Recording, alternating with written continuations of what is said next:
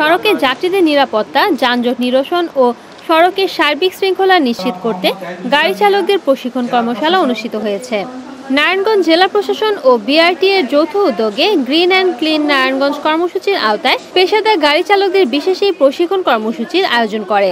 রবিবার 24শে August Khanpur BRTC depot ও প্রশিক্ষণ কেন্দ্রে আয়োজিত প্রশিক্ষণ কর্মশালায় প্রধান অতিথি হিসেবে উপস্থিত ছিলেন জেলা প্রশাসক মোহাম্মদ জাহিদুল ইসলাম মিয়া। কর্মশালায় সভাপতিত্ব করেন অতিরিক্ত জেলা প্রশাসক নীলুফা ইয়াসমিন। অনুষ্ঠানে স্বাগত বক্তব্য রাখেন বিআরটিএ নারায়ণগঞ্জ সার্কেলের সহকারী পরিচালক ইঞ্জিনিয়ার মোহাম্মদ মাহবুবুর রহমান, বিআরটিসি নারায়ণগঞ্জ ডিপোর ম্যানেজার আব্দুল কাদের জিলানি। অনুষ্ঠান সঞ্চালনায় ছিলেন মোটরযান পরিদর্শক মোহাম্মদ সাইফুল কবির। রাস্তাঘাটে দুর্ঘটনা ঘটতে দেখছি, আপনারা দেখেছেন গত 2 দিন আগে কুমিল্লাতে যে দুর্ঘটনাটি ঘটেছে, আসলে আমাদের সবার মন ছুঁয়ে গেছে কষ্টে যে এরকমও হতে পারে। কেন এরকম হচ্ছে? যে এখানে যে প্রাইভেট কার চালাচ্ছিল তার কি দোষ, না যে লরি নিয়ে আসতেছিল তার দোষ?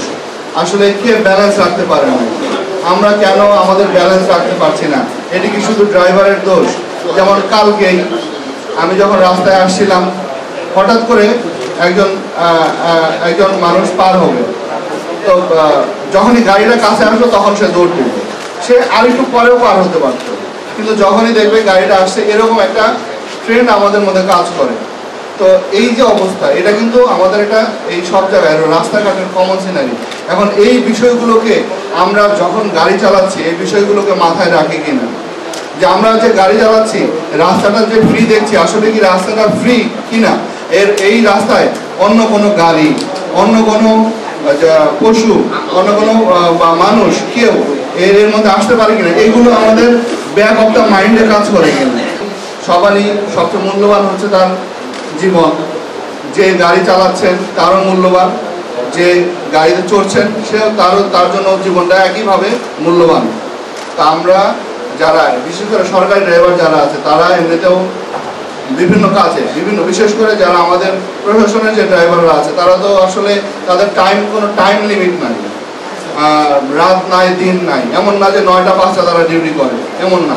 কারণ তাদের কোনো স্পেসিফিক টাইম নাই। এই জন্য আপনাদেরকে আরও বেশি সতর্ক হতে হবে। এই জন্য যে আমাদের দ্বারা যেহেতু আমাদেরকে এই চাপ নিয়ে, বিভিন্ন প্রেশার নিয়ে গাড়ি চালাতে হয়, সেই জন্য আমরা যেন সেটাকে ট্রেনিংয়ের মাধ্যমে, এই জন্য আমরা ট্রেনিংয়ের ব্যবস্থা করেছি, যাতে আমরা ওই চাপ মুক্ত থেকে এই গাড়িটা চালাতে পারি, যাতে আমাদের দ্বারা বা আমরা নিজেরা কখনো ক্ষতিগ্রস্ত না হই, আমরা আমাদের জীবনের যেন সংঘাত সৃষ্টি না হয়। কারণ এই জিনিসটা সরকার আপনাকে দিয়েছে, এটাকে যদি আমি প্রপারলি মেনটেন করতে না পারি, এই জিনিসটার আসলে দেখা যাবে লংজিভিটিটা অনেকটা দুর্বল হয়ে যায়, কমে যায়। যে পরিমাণ সময় আমরা ব্যবহারের জন্য আমাদেরকে সরকার দেয়, আমরা সেই টাইম পিরিয়ড পর্যন্ত ব্যবহার করতে পারি না।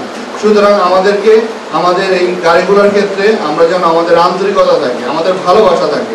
কারণ এই যে গাড়িটা আছে বলেই কিন্তু আমি আমার পরিচয়, আমি ড্রাইভার হিসাবে, আমার গাড়ি না থাকলে কি আপনি ড্রাইভার হিসেবে পরিচয় দিতে পারবেন? ধরেন আপনি যত্ন যেমন আপনি নিজেকে নেবেন, আপনি যেমন নিজের শরীরের উপর যত্ন নেবেন, ঠিক তেমনই আপনার এই গাড়িটার প্রতি যত্ন নিতে হবে। আমরা বাস ড্রাইভার যারা আছে তাদেরকে প্রশিক্ষণ দিয়েছি এবং এই প্রশিক্ষণ কার্যক্রম চলতে থাকবে। আমরা আমাদের এই জেলায় যত ড্রাইভার আছে এবং হেল্পার আছে, তাদের সকলকে আমরা প্রশিক্ষণ দেব। আমি জানি। রিপোর্ট করেছেন সাগর খান, NNTV, নারায়ণগঞ্জ।